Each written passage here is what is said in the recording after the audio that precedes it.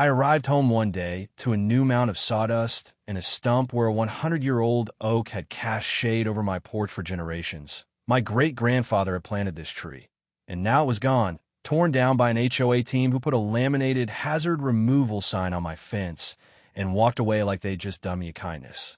My farmhouse is on 10 acres that abut a gated community, and so far my oak has ruffled their HOA president's feathers, Marjorie, so they trespassed and cut it down while I was working. No warning, no ass, just devastation. I was there in shock until I saw deep ruts to the old utility building on my property, the same building that contains the primary electrical junction box that continues to serve their entire development.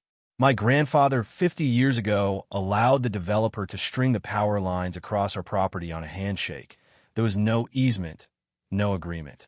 So I went into that shed, tripped the master breaker, and the roar of their air conditioners, the light of porch lamps, the security gates, all fell silent.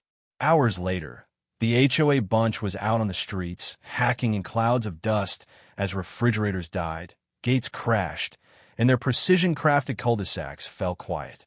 Marjorie arrived the following morning, insisting I turn on power. I took her to where the stump was and the pictures of the tree that had been cut down, then informed her I'd made a police report and a civil action for property damage. The local newspaper printed the headline, "The town turned on the board," and a week of lease generators and irate residents pleading, the HOA pleaded with me to repair it. My conditions were straightforward.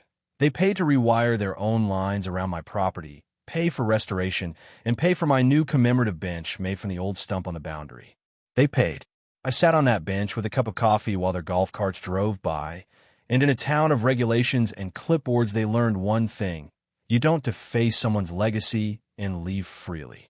If you enjoyed watching HOA Karma, smash the like button, leave your crazy neighbor anecdote in the comments, share this with a friend who'd give a cheer, and subscribe to Neighbor Wars HQ for more real-life beatdowns. Next one's even wilder.